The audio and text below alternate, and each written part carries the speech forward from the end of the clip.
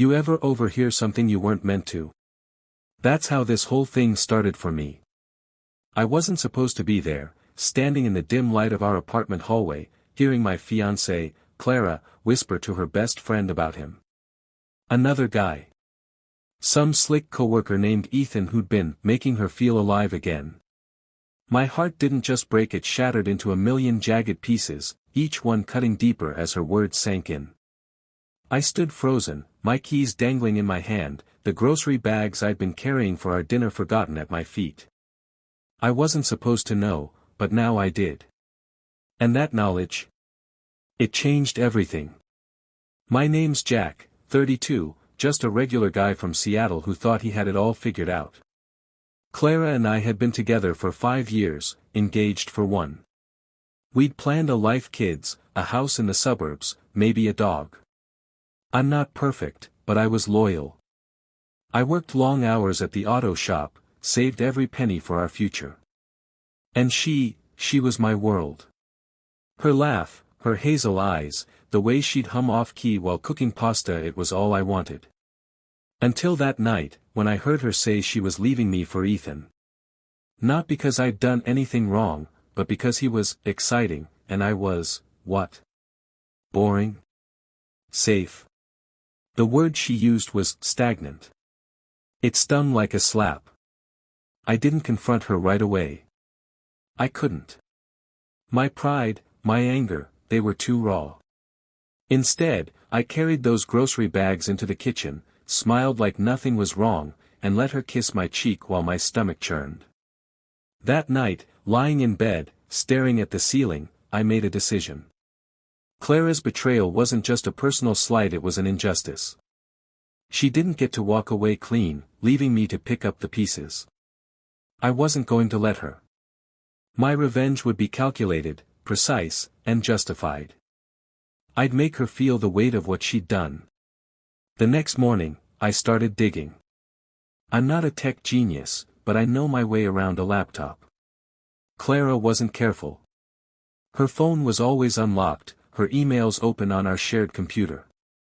I found messages between her and Ethan, flirty at first, then outright plans. They were meeting at a coffee shop downtown that weekend. She hadn't even told me she was taking a break yet. I read every word, my hands shaking, my coffee going cold. Ethan was a marketing guy, all polished suits and fake charm. He sent her poetry. Poetry. I wanted to puke. But here's the thing, I didn't just want to yell or break something. That's too easy. I wanted her to feel what I felt: humiliated, discarded, like everything you believed in was a lie. I started small. I forwarded one of their flirty emails to myself, then deleted it from her sent folder. She'd never know I saw it. I needed evidence, leverage. I wasn't sure how I'd use it yet, but I knew I would. I started watching Ethan, too. His social media was public, full of gym selfies and motivational quotes. Typical. But there was something off about him. A guy like that doesn't just swoop in without a pattern. By the end of that week, I'd learned enough to know Ethan wasn't who he seemed. There were hints, old posts from women, vague complaints about being played. I wasn't the only one he'd hurt. And Clara? She was just his latest mark. I could have warned her, saved her the heartbreak. But why should I? She made her choice. Now, I was going to make mine. What do you do when the person you love most betrays you? Do you walk away, or do you make them pay? I'm not a vengeful guy by nature. Growing up, my dad always said, "Jack, let things go. Holding grudges eats you alive." But this wasn't a grudge. This was about balance. Clara tipped the scales when she chose Ethan, and I was going to set them right. I spent that first week after overhearing her in a fog of anger and hurt, but also focus. I had a purpose now. Every night, after she went to bed, I'd sit at our kitchen table, laptop glowing, piecing together my plan. It wasn't about hurting her physically, that's not me. It was about exposing her, making her face the consequences of her choices. I started with Ethan. His online presence was a goldmine. The guy posted everything: where he ate, where he worked, even the bars he hit on Fridays. I cross-referenced his posts with Clara's texts. They were meeting at the Daily Grind, a hipster coffee shop with exposed brick and overpriced lattes. I knew the place. I'd taken Clara there when we first started dating. The irony wasn't lost on me. I decided to show up, not to confront them, but to observe. I needed to see how deep this went. That Saturday, I sat in the corner of the coffee shop, baseball cap low, nursing a black coffee. They walked in, all smiles, Clara's hand brushing his arm. My chest tightened, but I stayed calm. I noticed things: the way Ethan scanned the room like he was performing, the way Clara laughed too loud, like she was trying to convince herself this was right. I took photos with my phone, discreet, just in case. Evidence was piling up, but I still didn't know how I'd use it. Then I heard Ethan mention a work project, a big presentation for his company's new client. He was bragging, saying he'd landed it. Clara ate it up. I filed that away. Back home, I dug deeper into Ethan. His company's website listed him as a junior exec, but there were complaints online. Clients saying he'd overpromised, underdelivered. One review mentioned a shady side hustle. That got my attention. I spent hours scouring forums, old posts, anything I could find. Turns out, Ethan had a history of small-time scams, selling fake concert tickets, promising exclusive deals that never materialized. Nothing big enough to get him arrested, but enough to paint a picture. He was a conman, and Clara was falling for it. My plans started to form. I'd expose Ethan, not just to Clara, but to everyone. His job, his reputation, his charm, it was all built on lies. If I could pull the curtain back, Clara would see who she'd chosen over me. But I had to be smart. If I came on too strong, she'd defend him. I needed her to discover the truth herself, to feel the sting of being played. I started collecting more proof, screenshots of his shady deals, saved emails, even a fake profile I made to message one of his old clients. They confirmed he'd scammed them out of a few $100. The hardest part was living with Clara while doing this. She'd kiss me goodnight, talk about our wedding plans, all while texting Ethan behind my back. I wanted to scream, to shake her, but I didn't. I smiled, played the part. Every lie she told me fueled my resolve. I wasn't just avenging my honor, I was restoring justice. She'd learn what betrayal felt like. But then I found something that changed the game. A message from Ethan to Clara, buried in her email trash. He wasn't just playing her, he was playing someone else, too. Another woman. My plan just got bigger. How do you outsmart someone who thinks they're untouchable? I couldn't believe it when I saw the email. It was late, Clara was in the shower, and I was on her laptop, checking her trash folder for anything I'd missed. There it was, a message from Ethan to Clara, sent 2 days ago, but deleted. He'd slipped up, mentioning a dinner with Sarah that he couldn't cancel. Clara had replied, asking who Sarah was. His response was smooth, too smooth. Just a colleague, babe. Work stuff. But I knew better. Ethan wasn't the type to juggle one woman when he could juggle two. I started digging into Sarah. It wasn't hard to find her. Ethan's carelessness was my ally. A quick search through his social media followers turned up a Sarah Bennett, a yoga instructor with a bright smile and a feed full of wellness quotes. She'd commented on his posts, little hearts and flirty emojis. My gut twisted. Not because I cared about Sarah, but because it proved what I already suspected: Ethan was a predator, and Clara was just one of his targets. I almost felt sorry for her. Almost. I created another fake profile, this time posing as a guy interested in yoga classes. I messaged Sarah, kept it casual, asked about her schedule. She was friendly, open, mentioned she was seeing someone, but didn't name Ethan. I didn't push. Instead, I focused on Ethan's patterns. His posts showed him at the same bar every Friday, O'Malley's, a dive downtown.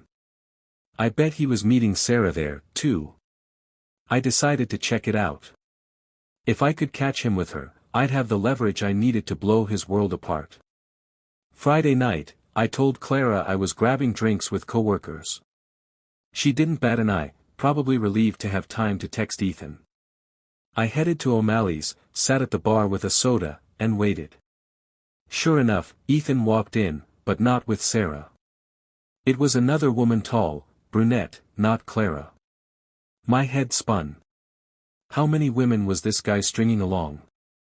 I snapped a few photos, my hands steady despite the rage bubbling inside. This wasn't just about Clara anymore. This was about tearing down a guy who thought he could play everyone.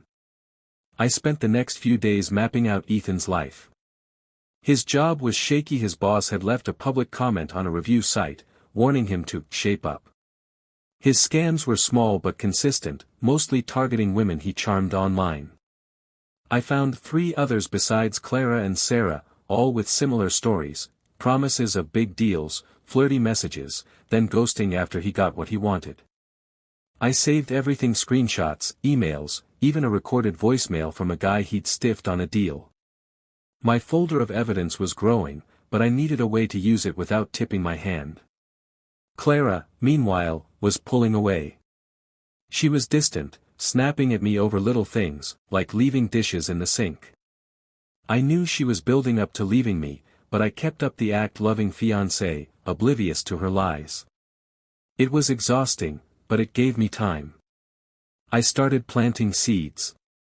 I'd mention Ethan casually, like, "Oh, saw that guy from your work posted about some big project. Sounds intense." She'd get nervous, change the subject. I could see the guilt in her eyes, and it fueled me. Then I got a break. Sarah messaged my fake profile back, saying she'd seen my yoga inquiry and wanted to meet up to discuss classes. I didn't want to get too deep, but I needed her to trust me. I agreed to meet her at a park, no strings, just a chat. If I could get her talking about Ethan, I'd have another piece of the puzzle. What happens when you realize the guy you're after isn't just hurting you, but a whole trail of people? Meeting Sarah was a risk, but I had to take it. I showed up at the park on a cloudy Sunday afternoon, wearing a hoodie and sunglasses to keep it low-key. Sarah was there, all sunshine and yoga vibes, her blonde hair tied back in a loose braid. We talked about her classes, but I steered the conversation toward her life. "You seem busy," I said, casual. "Got anyone special keeping you grounded?" She blushed, mentioned a guy she was sort of seeing. Didn't name Ethan, but her smile said enough. I didn't push. I left with her number, saying I'd think about signing up for yoga. What I really got was confirmation: Sarah was in deep, just like Clara. Back home, I added Sarah's story to my growing file on Ethan. I had names now: Clara, Sarah, the brunette from the bar, and 2 others from online complaints. Ethan was a serial player, using his charm to scam and seduce. But charm only works until someone shines a light on it.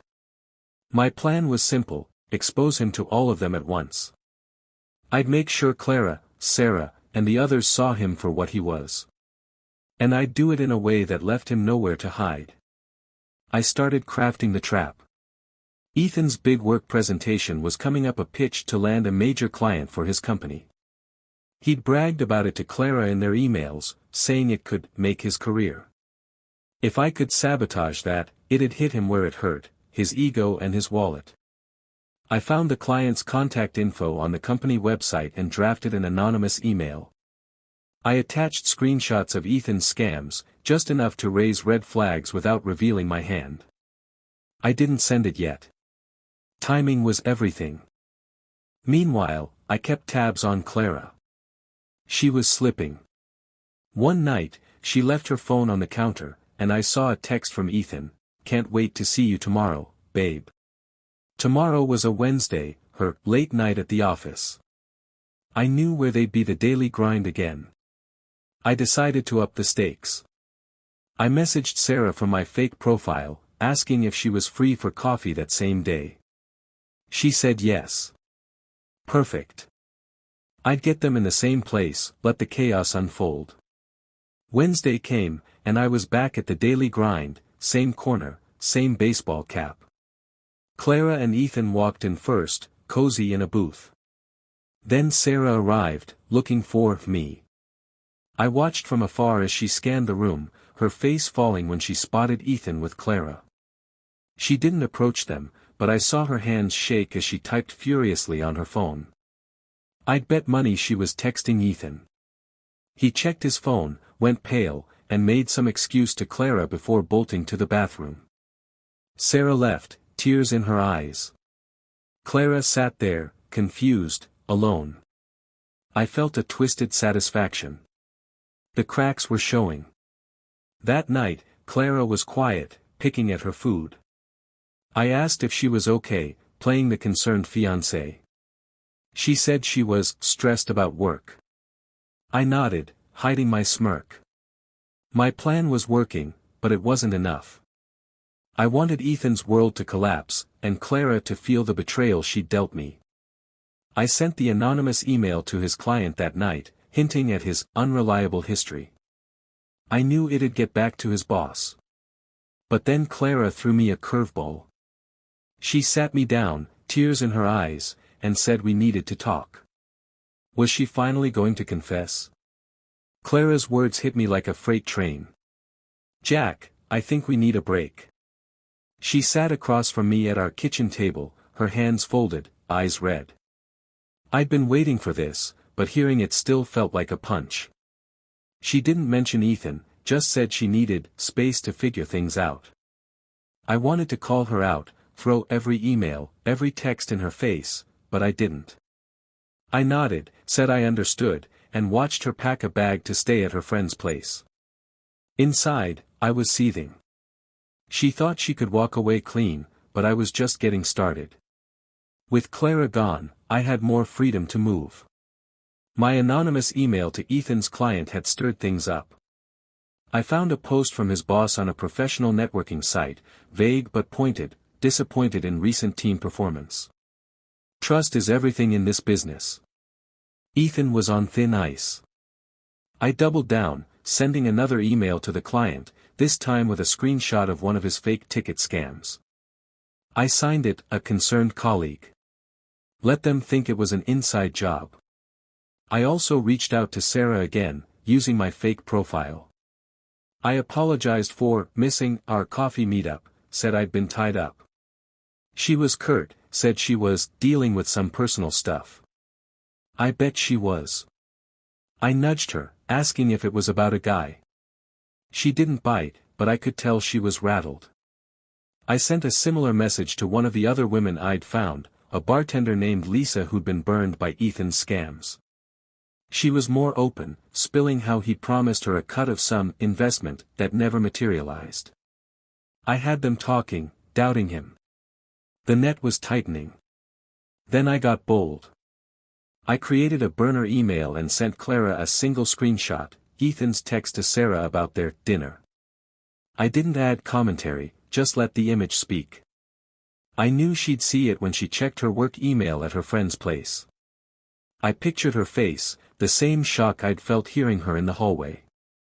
Justice was starting to taste sweet. The next day, I got a call from a buddy at the auto shop, Mike. He'd heard through a friend that Ethan's big presentation had tanked. The client pulled out, citing concerns about credibility. Ethan's boss was livid, and word was he was facing a review. I grinned so hard my face hurt. But Clara's reaction was what I was waiting for.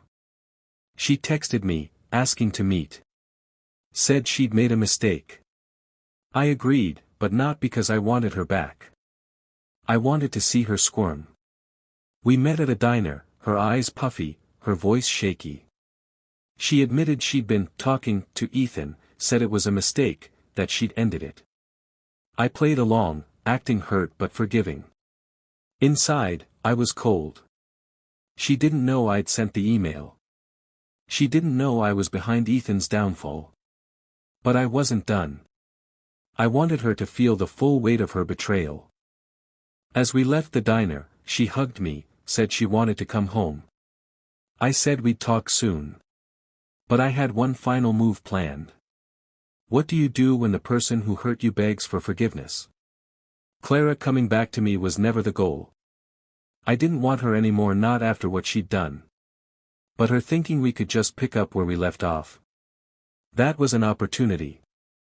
I let her move back in, let her think I was ready to forgive. Every smile, every, "I missed you," was a lie I mirrored back at her. I was playing her now, just like she played me.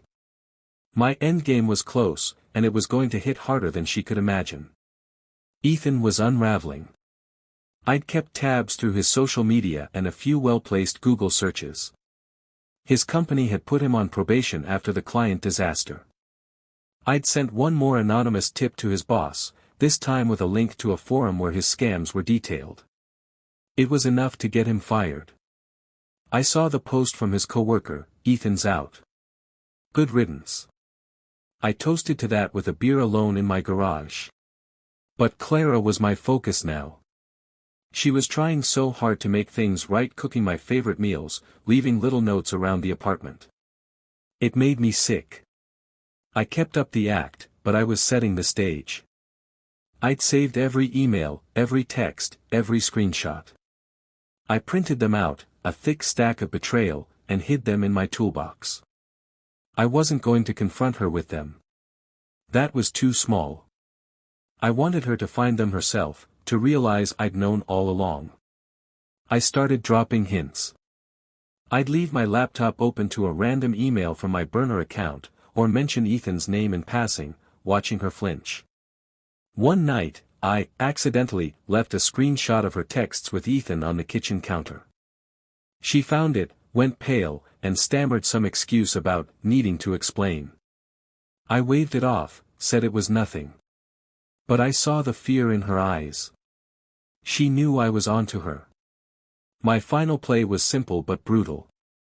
I invited Sarah and Lisa to a casual meetup at the Daily Grind, using my fake profiles. I told Clara I was working late, but I was there, in my corner, watching. I'd sent them both anonymous messages with proof of Ethan's other women, including Clara's name. Sarah showed up first, then Lisa. They didn't know each other, but they figured it out fast.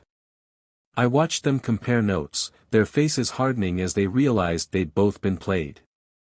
Clara walked in last, expecting to meet me. The look on her face when she saw them, she froze, like a deer in headlights. I didn't stick around for the fallout. I left before she saw me. But I heard from Mike later that Clara had come home in tears, saying she'd lost everything. I wasn't there.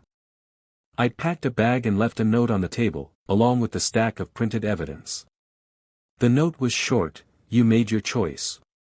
Now live with it. Where do you go when you've burned every bridge behind you?" I'm writing this from a motel room, a couple of towns over. It's been a week since I left Clara, since I tore down Ethan's house of cards. I don't feel triumphant, not exactly. It's more like balance. Like the world makes sense again. Clara's betrayal cut me deeper than I'll ever admit out loud, but I didn't just avenge my honor. I restored justice. She thought she could walk away, leave me broken, and start fresh with a guy like Ethan. She was wrong. And Ethan? He thought he could play everyone, charm his way out of consequences. He was wrong, too. I heard through the grapevine that Clara's moved out of our apartment. She's staying with her sister, probably trying to piece herself back together. Sarah and Lisa have been talking, sharing their stories online. Ethan's name is mud now. His scams are out in the open, his job gone, his reputation shredded. I don't know where he is, and I don't care. My part's done. I'm not proud of everything I did. Digging through emails, playing people like pawns, it's not who I thought I was. But sometimes, when the world wrongs you, you have to wrong it back. I didn't hurt anyone, not physically. I just held up a mirror, made them see themselves. Clara's living with her guilt now. Ethan's living with his consequences. And me? I'm figuring out what comes next. I've got a new job lined up, a fresh start in a new city. I'm not running away, I'm moving forward. The anger's still there, but it's quieter now. I think about Clara sometimes, about the life we could have had. But then I remember her voice in that hallway, calling me stagnant, and I know I did what I had to. Justice isn't always pretty, but it's necessary.